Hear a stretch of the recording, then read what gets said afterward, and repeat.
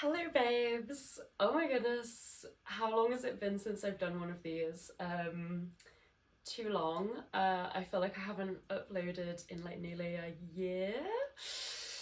But yeah, don't worry, we'll get into it. This year has been a lot, just like with everything. But yeah, hey, it's nice to see you again.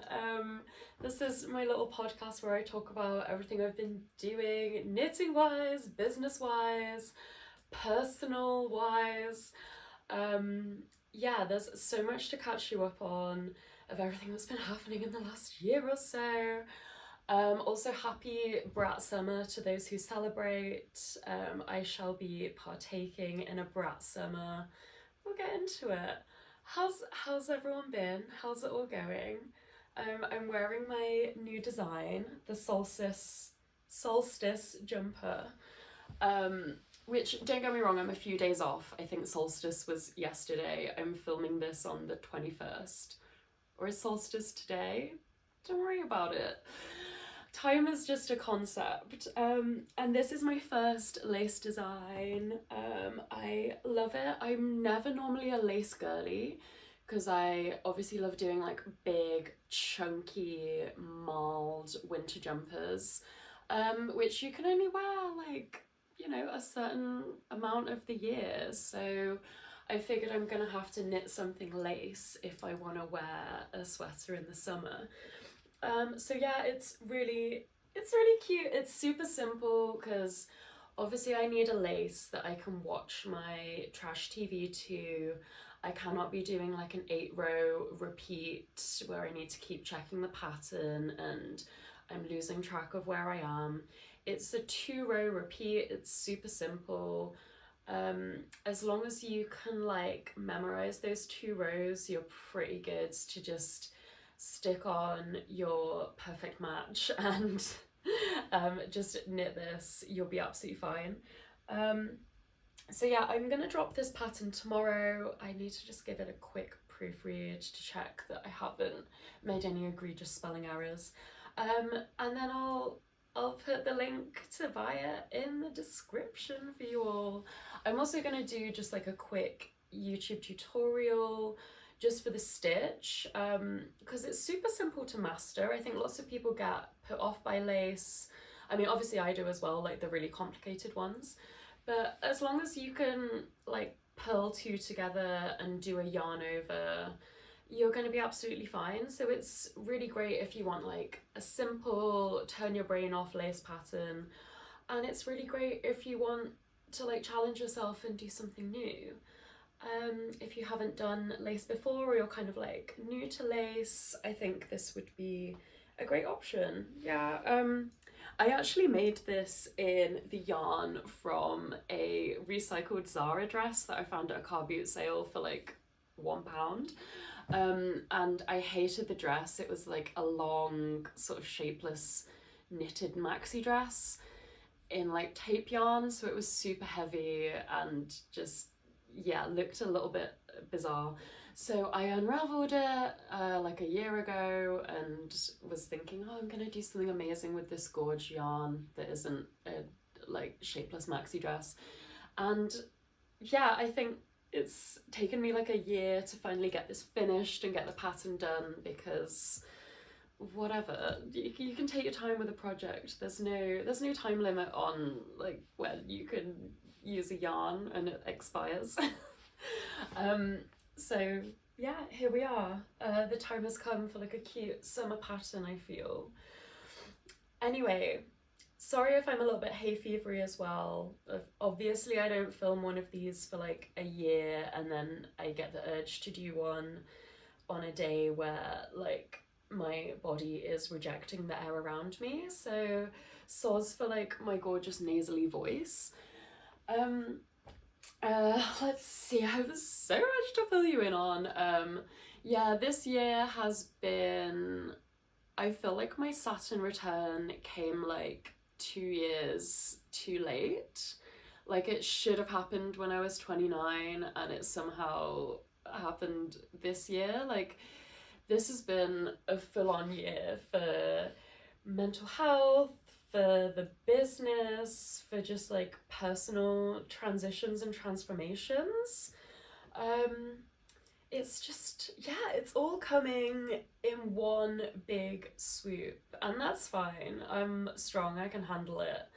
But it's meant that I haven't always felt like posting or filming myself, um, or like giving myself to the algorithm, I guess. That's felt like a bit of a personal attack, just feeding myself into the social media machine. I'm really like reckoning with my relationship with that um, currently, which is really difficult when you've built a brand on social media, and now I am working out what that means for like the future of the brand and how I promote the brand and how much I want to give of myself. I'm still figuring it out, and don't worry, it's not like that deep. It's just meant that I haven't always wanted to do like a podcast and go in depth on everything that I'm going through and everything that I want to give to the brand. I'm just working out boundaries with that, and that's fine. Yeah, Instagram is one hell of a drug. Mental health wise, this has also been a big year for me. It's been like a year where I've, finally admitted that I need to go on antidepressants and medication, and working out what the correct dosage and the correct drug is has been a really long journey for me. I wasn't expecting it to be um quite so difficult to find like the right dosage and the right type of drug for me, which again, I'm in like a really good place with it now. I think I finally found a dose that works, but yeah, it took a little bit of time and effort, and it was a bit of a struggle to get here. But I'm really happy to be here now and to be feeling like the best I've felt in a really long time. And I'm really proud of myself for like taking that step and saying, actually, I'm not gonna keep on struggling and trying to like battle this. Like, I do just need to take some medication, and that's great. Like, there's no shame in that, and it's worked out really well for me eventually. And again, that has been another reason why I don't always feel like posting, and I don't always feel like filming myself and doing stuff. It gets in your brain, and for me it sort of affected the way that I was putting energy out into the world and the way that I felt like I was being perceived, and just the general motivation I had to just like do work and feel present in work and feel good about the work I was doing. Yeah, it's been a hell of a year. I've sort of been through it, but like I say, out the other end, feeling good. If you're going through the same kind of thing now, like, I feel you. It's really tough, and just know that like things will get better eventually. I don't know if that helps. I don't know how much that helps. But yeah, also the sun is shining. It's really hard for me to feel bad when the sun is shining. It's feeling good. Let's see. I also got a studio a few months ago, finally, which was also sort of tied up in my mental health journey, because I think a lot of my, a lot of my struggles were just coming from the fact that I was like working from home all the time. My living room was also my office, and I felt like there was no escape from work. I had like no boundaries between like work time and relax time, which is, it's all relative anyway when I really enjoy knitting and I really enjoy what I do, but it was really getting to the point where I was working knitting, thinking about work, doing all of that from the moment I woke up to the moment I went to bed, and it was just surrounding me, and that's not a healthy way to live. And I really needed to like break out of that cycle and get some more healthy boundaries. And I just decided to take the plunge and get a studio, and it has been so healthy for me and my mindset, and just being able to like have a regular day and a regular schedule, and like get the bus into the studio, do a nice full day's work, come home and just fully relax and turn off. Like, I really needed that space to sort of delineate those boundaries and figure that out for myself. So yeah, it's been really healthy and just really good for me to like be out in the world and see people, because it's also not great to just, I figured I was just on like a self-imposed lockdown again. Like, that's no good for anybody. So it's been wonderful to just have my own space, get out the house. I've also had the space to dye yarn again, which is amazing. I haven't dyed yarn in like a few years. I used to just do it in my kitchen, which, oh my god, health and safety nightmare. Like, don't cancel me. Like, obviously that was not good for me to just be like flinging dyes around in my kitchen. Oops. So yeah, much healthier to sort of separate that out and do it in a studio away from where I'm living and eating and breathing. So yeah, I'm super happy. I have some yarns here. I mean, we don't have to go through all of them, but these are some of the yarns from my newest collection, which is all based on cocktails, because how fun. Obviously I wanted to do like a happy hour collection to celebrate some happy summer moments. So we have Aperol Spritz, Dark and Stormy, and this one is Just a Water Thanks for my sober girlies, shout out. And some here, this one is Absinthe, which is like a brat green. I just figured, like, when I dropped it, Charlie hadn't released Brat yet, and now I'm like, I just want to rename it Brat. Because it's Brat Summer Babes. This is Curacao, which is a gorgeous like deep blue. This one is Dirty Martini. And this one is Cosmopolitan, because we've got to give a shout out to Sex and the City. So yeah, I think I might have a go at like knitting up one of the solstice jumpers in a colour combo that I haven't quite figured out yet, but stay tuned for that. I want to do, you know, like a gradient perhaps in the hand-dyed yarns all the way up the sweater. I mean, it would be so slay. So that's been amazing as well, to just sort of get back into yarn dyeing and try and improve my skills in that, because yeah, I mean, I'm still like a beginner and still figuring stuff out. It's really nice to be like, in the weirdest possible way, it's nice to be like a beginner at something again and try and like get some expertise and just experiment, because I'm so used to just knitting, and knitting really feels so like easy and second nature to me now. It's really nice to challenge myself with something that I'm not like instantly intuitively feel like I'm good at. So yeah, it's been really good for the brain to just get stuck into something again. And I love dyeing yarn. I love creating gorgy colours. If you want to buy any of those, I'll put the link down in the description again. But hey, if you just want to like hang out and tell me how pretty the colours are as well, that's great. What else have I been doing? I have a little thing of notes here. I'm back in my sock knitting era. I took a little trip down to London, and I needed like a cute portable project for while I was traveling.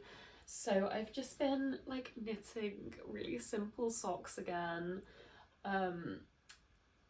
Like nothing interesting, just like the most basic, straightforward like sock pattern that I just have memorized off the top of my head. But I think this is cute with the little fluorescent contrasting cuff and heels and stuff. I'm determined to finish the second one. I have the second one on the go now. I refuse to be stuck on Sock Island. I just refuse. Like, I'm gonna actually have to wear these socks if it kills me. So yeah, that's been lovely. This is some hand dyed from Knit with Attitude in Dalston. Is it in Dalston or is it in Stoke Newington? But yeah, Knit with Attitude, gorgeous little specialty, like artisanal yarn store that I love to visit whenever I go to London. They always have gorgeous yarns and the staff are lovely, and it's just so nice to go pay a visit if you are taking a trip or if you live in London and haven't checked it out yet. Sock knitting era, like medium way there, mediumly like having a paddle in my sock knitting era. I'm not yet fully submerged.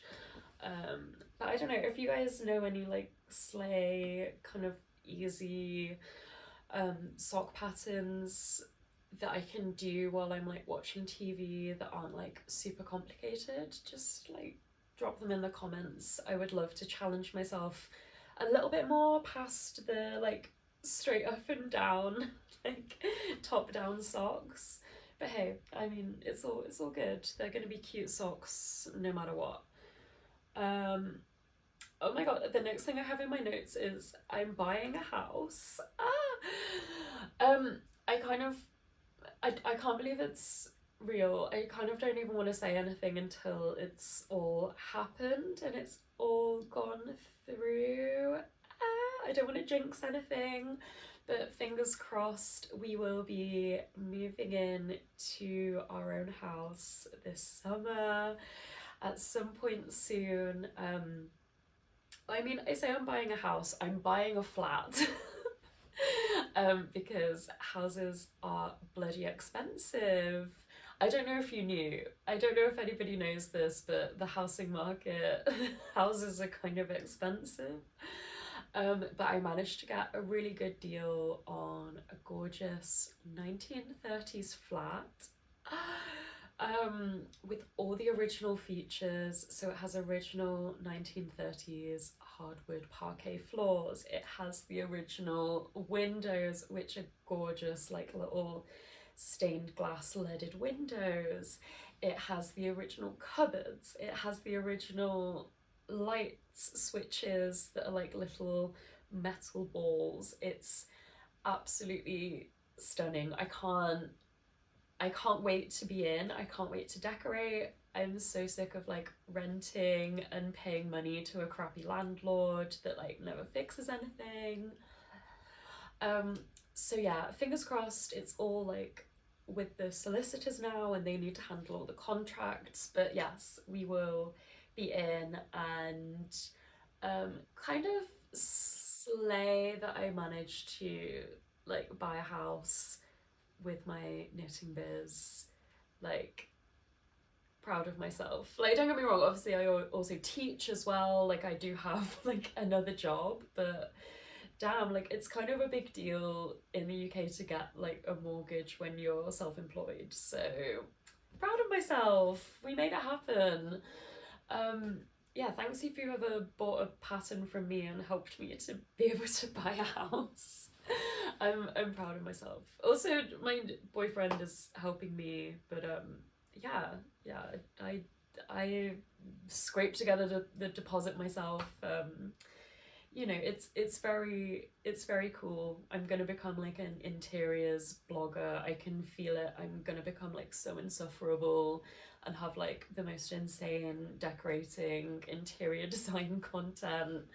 Stay tuned. I mean, how much furniture can I like knit? I should do like a knitted chair, knitted bean bags. There's gonna be a whole new avenue for content that is gonna be insufferable but amazing, so stay tuned.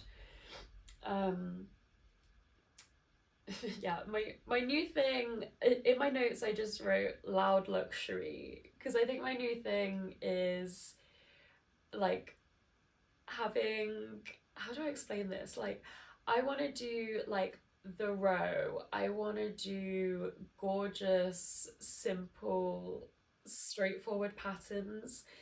Um, in like the most like quiet luxury aesthetic. So, you know, like a really beautiful, like oversized roll neck that's, you know, you would see on like Mary Kate and Ashley, but I want to do it in like the loudest, brightest colors possible, if that makes sense. So I'm doing loud luxury.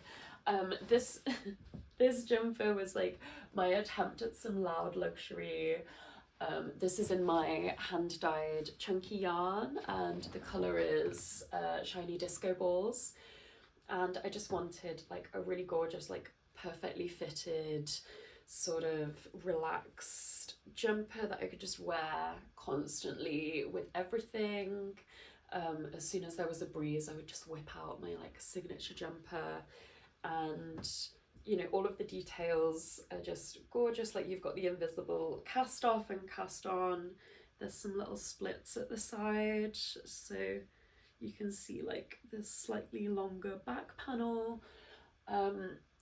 So the shape is luxury, but the color and the texture is loud, if that makes sense. So yeah, it's a loud luxury summer.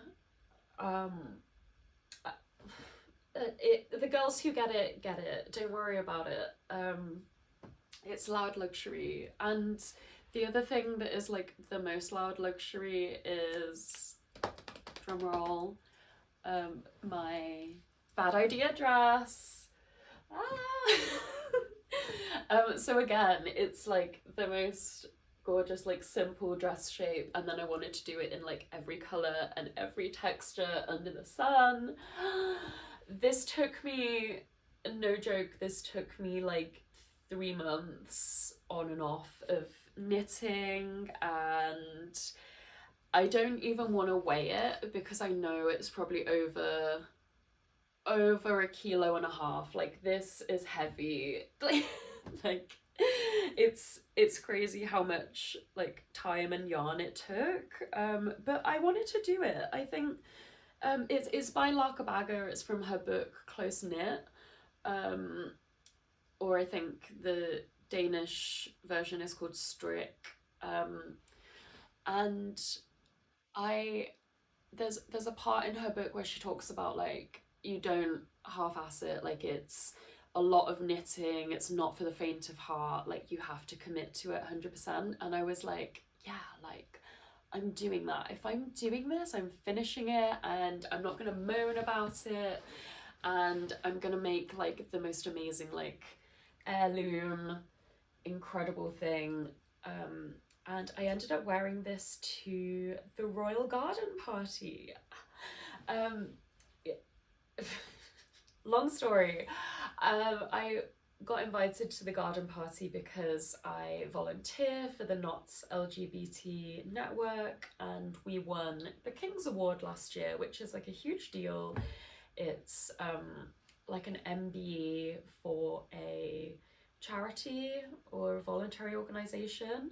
So it essentially means that, you know, we're getting recognised by the royal family as, you know, a volunteer organisation, which, you know, I don't have to support the royals, I don't have to support the monarchy to realise that's like a big deal and brings a lot of positive attention and media to our organisation, which is amazing. Like that's always a plus, and it gives us this sort of prestige that enables us to do a lot more funding.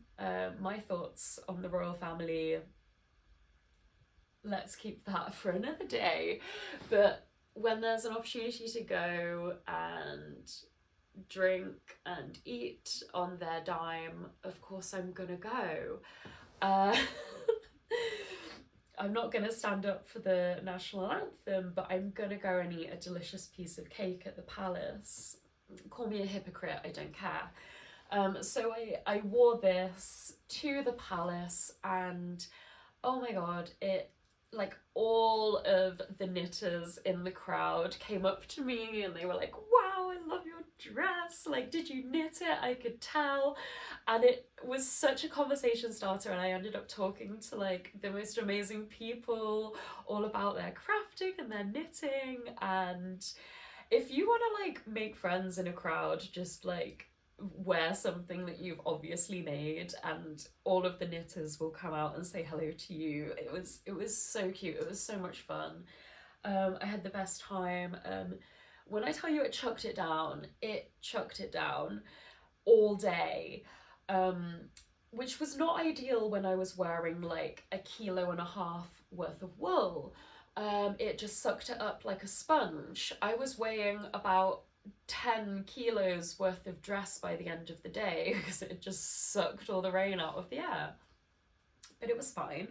The cakes were amazing, the tea was delish. I thought there would be some bubbles. There was not. I was amazed that the royal family couldn't stretch to a glass of bubbles for the patrons of their garden party. Can you believe? For the hardworking volunteers of the nation, they couldn't even pop a bottle of bubbly. Okay. um, and the other thing that gagged me about the garden party was you can only go once as a citizen of the UK. If you get invited to a garden party, you can only attend once in your lifetime, and you have to like sign on the dotted line to swear that you will not attend two, which like, okay, like it's not that big of a deal that, you know, somebody would get to eat 2 pieces of cake in their lifetime and dare to come into the palace twice. I guess they have their reasons, but like, come on, does the hospitality of the royals not stretch more than one time? Um, but yeah, the day itself was fun. I mean, I went down to London with my fellow volunteers and we had just a cute little time together. Just a fun little day out, I guess. But yeah, the rain was crazy. There was no cover. Like, you'd think the royal family would stretch to an umbrella or two, a tent, a gazebo, but there was one tent where they were serving the tea and cakes, and there was 8,000 people invited to this garden party, all trying to squish under this tent. So it was a little chaotic. And the one thing that really rubbed me the wrong way is like, I was fine, I can get wet, whatever, but the people with mobility issues, the people using wheelchairs, walking aids, walking sticks were really struggling to get around because as it rained more and more, the grass just became more and more muddy. So it was just really like inexcusable to, you know, not have covered areas or not have accessible walkways that didn't get waterlogged for people, you know, who were struggling to get around. Like, that I found really strange. And you'd just think for a royal event, like, maybe they would have considered these things. But hey, I looked slay in my dress. That's all that mattered. Let's see. Yeah, so I touched briefly on the fact that like it had been like my Saturn return. Like, I felt like my Saturn return has just like come 2 years too late. I feel like right now is like my transitional phase in life. I feel like I am shedding the old, I'm going into the new with new intentions, especially with like the new house. I feel like I'm saying goodbye to a certain chapter in my life where I was like living in this house and getting set up in a new city, and you know, I've said goodbye to some friendships that weren't working for me, and friendship breakups absolutely suck. I think a lot of the time they hit harder than even romantic breakups. Like, it's been it's been rough out here. Some friendships that were not gonna come with me into this new chapter for various reasons that we don't have to get into, but you know, things that aren't suiting me and what I want and where I am in my life right now. And nobody's at fault. It just means that I'm not bringing people who aren't in the same sort of space as me into this new chapter. And that feels kind of big and heavy, and it means that I've been sort of processing a lot of things, and maybe I need to like start journaling. But you know, I'm dealing with what feels like these big grown up situations, um, which is kind of wonderful. Like, I'm welcoming it because it's, you know, moving on to bigger, better things that are gonna, you know, bring a lot of stability and happiness into my life. But saying goodbye is still hard. And as you're sort of shedding these friendships and habits, I feel like I'm also shedding like parts of myself, and just going through like a little bit of a rebirth. Like, I know I wasn't expecting to kind of get this deep, but yeah, like there's something about this stage in my life that just feels like very regenerative. And even thinking about where I'm going with the business and how I'm trying to like grow that and start dyeing yarns and start branching out a little bit more and growing things, it feels, you know, it feels like a big deal. It feels like I'm no longer just sort of knitting in my front room watching Real Housewives.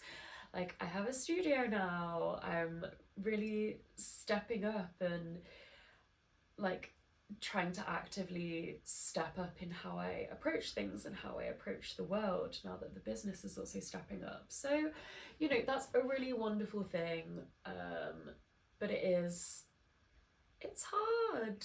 It's really hard, and I think I'm still going to be processing it for like many weeks, months, years to come. Whew. But how wonderful to have those opportunities to like go on to bigger and better things. Like, that's what I'm focusing on. I was reading, my next note just says, "Are you a forgetter?" And I don't know if anyone else saw this article in The Cut that was sort of about like, do you remember or do you forget? Like, there's people in the world who remember everything in dazzling detail, and you know, they can recall everything at the drop of a hat. And then there's people who forget and just like just go through life just like not recalling things. And I feel like, please tell me which one you are, first of all, because I'm really interested to know, like, in this little community of like creative people and knitters, like, is there like a certain way that our brains work that make us more predisposed to one or the other? Because I feel in my soul that I used to be a rememberer. Like, I used to recall everything in my life like so clearly and so sharply. Like, I would come with the receipts because I could remember every conversation that I had, and I would be like, no, like 4 weeks ago you said this and you said that to this person, and I remember it sharply. And these days, like, when I tell you I cannot remember like the conversation I had with my boyfriend this morning, even, like, the memories, the happenings, the actions just flow through me like water and do not stick on the way through. Like, and you know, there's positives and negatives to that. The positives are that, like, you know, when an argument happens, when something negative happens to me, I can barely remember the next day. Like, I can remember that something like negative happened and maybe I'm feeling disgruntled towards somebody for a certain reason. Um, but I'm not remembering why. I'm not holding grudges anymore. But also I would maybe it would be useful to recall those things. Yeah, I wish I could recall memories, like cleanly forgetting every film I've ever watched, um every TV show, like unless I'm binging a TV show in a period of like 1 or 2 days, like Lord help me, I am not going to remember anything that happened. I will forget whole characters, whole plot points. Everything just like goes through my brain like a sieve. And I wonder if it's to do with like, you know, going through really tough mental health times recently, you know, taking different medications, trying different things. I'm sure it has significantly altered my brain chemistry in ways that I don't even necessarily want to think about because it scares me. But hey, I'm just rolling with it. I'm trying not to think too deeply about it. Like, I used to be a chronic overthinker, and maybe that's one thing that I'm embracing is that now I don't have the ability to do that anymore. I'm just rolling through life like a baby. Everything is brand new every day. So beautiful. God forbid I try and write a pattern, guys. This is why I've been so slack with releasing patterns this year, or like maybe more than a year. Is that like I cannot physically force myself to like sit down and work out some maths and like compute a pattern or like grade a size. Like when I tell you I had to chain myself to my desk and like force myself to write down the pattern for this one over the course of like a week, like little bit by little bit by little bit each day, just so I could like get it done. I was doing like maybe a page each day just to be like, okay, I've done something and now my brain is at its limit and I can move on to something else that I can manage. Like the brain capacity is not there. Maybe it's also a post-COVID thing because I've heard that like getting COVID multiple times can really like affect your brain. And I think I've had COVID like 3 or 4 times at this point. I mean, it's all out there. It's all conspiring against me. So all I can do at this point is just like go through life with reckless abandon and just, you know, just love it for what it is and not think too much about it. Who needs brain cells, literally? So that was the last thing I had on my catch up personal roundup. A few weeks ago, I put out a question to my followers to just be like, oh, the sillier the better. What do you want to hear me talk about on the pod? And I had some really funny questions that I just want to go through now. Retell the tale of the best time you ever girl math something. I mean, I am a points girly. So when there's a Boots card, when there's a Tesco Club card, when there is any sort of points to be claimed in a card system, like I will sell you my data. I will probably sign away the rights to my soul and my firstborn. I will give you like probably my left foot in exchange for like some points.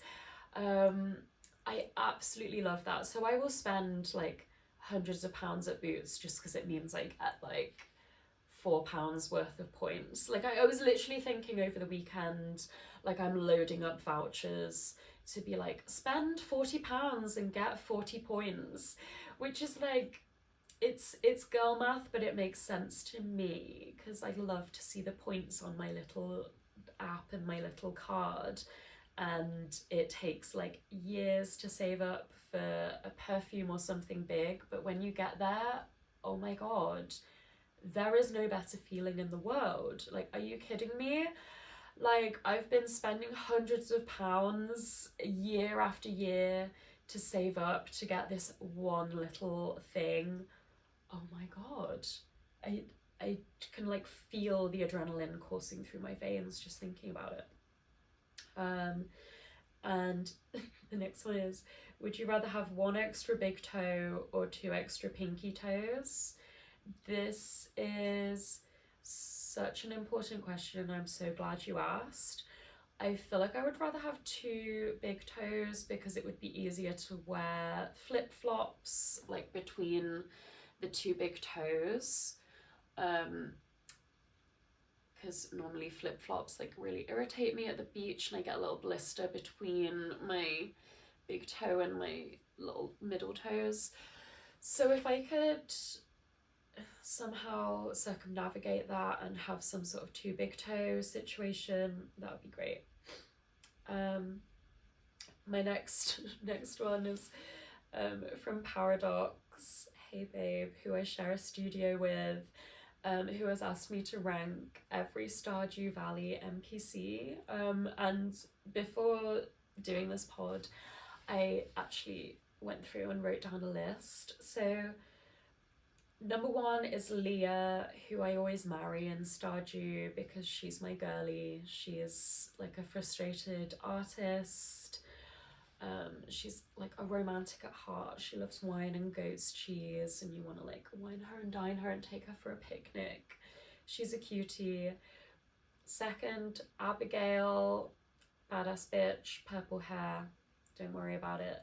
Emily, my crystal girly, my hippy dippy, parrot loving babe. Like, I just feel like I'm a kindred spirit with her. Number four is Pam. Oh my goodness, Pam has the best arc in the whole game. Like, when you've been playing as long as I have and you get to like, you know, best friends with all the villagers and you see her full arc and her full story, it's so beautiful, I could cry. And also even in early game when she's like a drunk and she's so funny, you know, you're bringing her a beer and Penny's like, please no, don't give Pam a beer.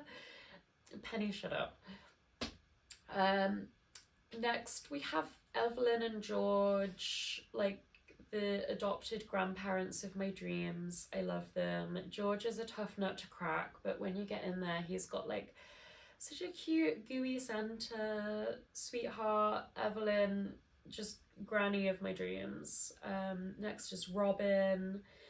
She's a handy girl. I love her. Marnie with Mayor Lewis. Girl, you better get that. Elliot, I love the little cutscenes you get of him writing his book and his poems. Very sweet. He's like a sensitive soul. He can be a little bit annoying.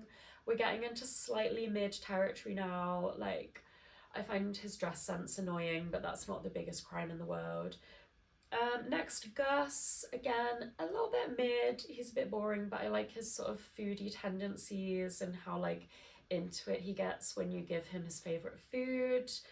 Krobus, you know, I do enjoy Krobus, but I can't ever be bothered to go all the way into the dungeons, to like make friends, you know, like play less hard to get, like come out and see me once in a while. Why do I always have to come down into the dungeons to see you? Next up is a tie with the Willy and the Wizard. These are two sort of father figures for me in the game, in a weird way, which I don't want to address and I don't want to have to grapple with right now. Next is Clint and Lewis. Like, they're getting to be like a little bit on the annoying side now. I find Clint to be very creepy and unwholesome. His obsession with Emily is frightful and makes me cringe when I have to watch his cutscenes, so get in the bin. Haley, mean girl vibes. Alex gives himbo like rude kind of mean vibes. There's a few cutscenes where he's rude to you and then, oh, now you want me to be your friend when you've been mean? Sling your hook. Jazz and Vincent, I do not enjoy the talking to children, don't make me talk to a child. Pierre, yeah, we're anti-capitalist, don't charge me for my seeds, get in the bin. Penny, let me give Pam a beer. Penny, you're boring. You don't like rabbit's feet? You're the one person in the town who doesn't like rabbit's feet. And last but not least, Shane, disgusting, stinky, so rude, so mean. He doesn't even really change when you marry him, he just stays in bed all day. And that's it. Those are my Stardew Valley thoughts. Sorry about it.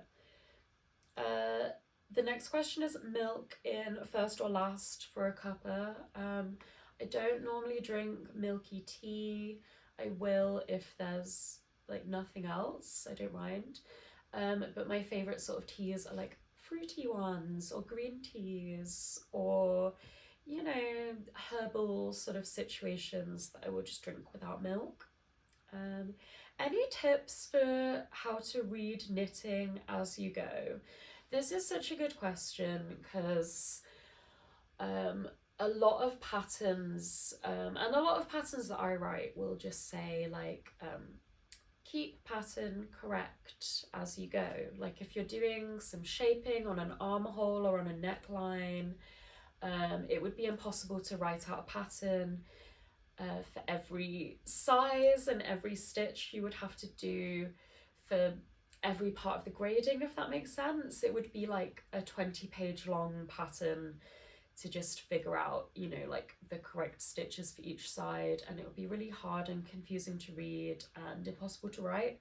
So it's much easier to just sort of say, keep the pattern correct, and that relies on whoever's knitting being able to have enough knowledge to sort of be like, oh right, this is the stitch that I knit, this is where I purl, this is where I knit one below, whatever.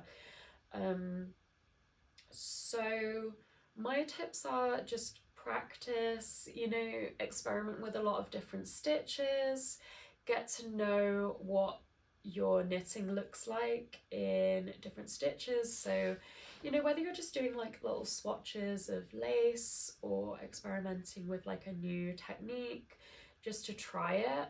And I think that's how you get better at something. You don't necessarily have to like knit a whole jumper in lace to work out what your lace stitches look like. But if you are just doing a little pattern just to try it out so that you can be like, oh yeah, that's how the yarn overs look, that's what it looks like when I purl two together, and just being kind of present as you go through your knitting. Yeah, just being like curious and working out as you go. But these things do just take a lot of practice. It's the same, like I get asked a lot, like, how do I get better tension when I'm knitting? My tension is really like inconsistent, and it really is just something that just comes with practice, and that's really hard as a beginner. But just know that like each project you do, you'll get a little bit better and you'll learn a little bit more, and tension doesn't even really matter that much anyway. Once you've blocked something and you've worn it a few times, it's fine. Don't overthink it, you know. Somebody asked me if I have a dream about knitting. I'm really bad at remembering my dreams. I very rarely remember a dream. Like I'm sure I must have dreamt about knitting at some point because it's such a huge part of my life. I must have been knitting away in my subconscious at some point, but I can't remember anything off the top of my head. The most like memorable sort of recurring dreams that I get are ones where my teeth fall out. If there's any amateur dream psychologists in the comments, what the hell does that mean? I'm sure it's something absolutely terrifying. Or like the stress dreams where you're back in school and you can't make it to class on time, or you have forgotten your homework or something. All the stress dreams seem to be the only ones that I remember. Somebody asked me about armpit room for big busted women. This is like something I think a lot of people don't always take into account when they're grading patterns. So like adding more space in here rather than just, you know, widening out the pattern. You've also got to like widen out the armhole and just add in like more length into the sleeves just to give people a bit more space. So yeah, I mean, if you're feeling confident enough as a knitter to sort of adapt patterns to fit you, it can be something that you just tackle yourself by maybe adding in like more rows of armpit shaping or adding in some short rows at the bust, or just like knit more drop shoulder patterns, because it can be quite difficult to get like correct shaping for everybody in a sort of satin sleeve situation. But if you're knitting some like drop shoulders that are just a little bit more roomy and it gives you more room to play with in terms of like shaping and adapting it for your body, that's also a really great option.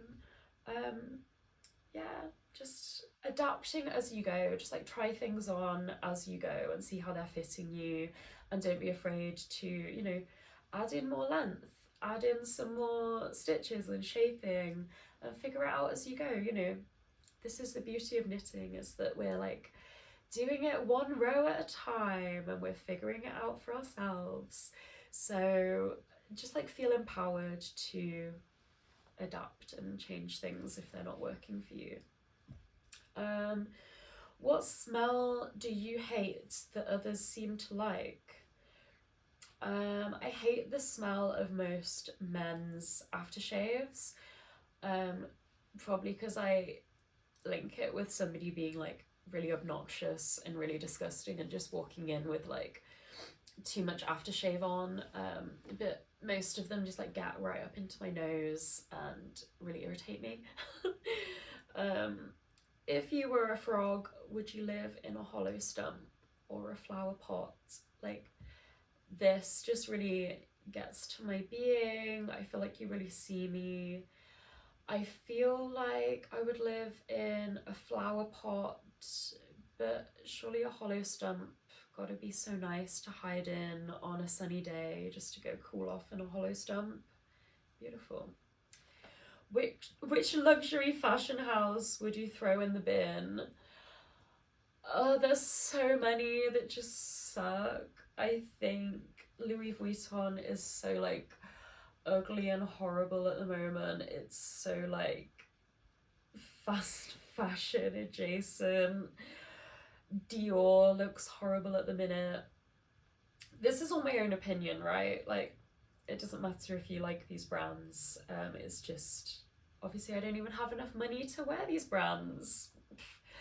I hate Chanel. I'm really excited to see who is going to be the next Chanel creative director, and if they're going to make it look less disgusting and old-fashioned. Sorry, my nose is like so bunged up. This is probably a nightmare to listen to. Anyone else? I feel like Lanvin has been really lost, like, for years and years. I would love to see somebody come into Lanvin and, you know, really do it some justice and give it a bit of an identity again. Yeah, I guess that's all I have to say on those for now. And conversely, like luxury brands that I love Loewe, I love Jonathan Anderson. Hello, if you need a knitwear consultant, babes. I love Phoebe Philo. Yeah, interesting things going on there. I love the row. I actually really love what is going on at Valentino at the moment with oh crap, I forgot his name. Alessandro Michele. What is going on at Valentino with Alessandro Michele is so great. I think there's too many looks, there's too much product. I don't know why any fashion house needs like 150 looks, but I love his aesthetic. What can I say? I'm a maximalist at heart. I think he's going to do beautiful, amazing feminine, luxurious things at Valentino, and I can't wait to see. I loved what he did at Gucci as well, so that's, you know, I'm probably biased. Favorite concert? I'm not really a concert girly anymore, but I used to go to lots of gigs when I was like a teenager. I was really into the whole like new rave thing. And yeah, I went to a lot of like new rave shows with my little glow sticks, and that's happy memories. Yeah, hot takes on knitting. Whew. Too many to list right now. I might have to do like a whole other hot takes podcast and just like spew out my thoughts. But in general, I do think like people are reluctant to take their time with knitting these days. I think like there's nothing wrong with, you know, being patient and working something out and sticking with it if it doesn't instantly work for you.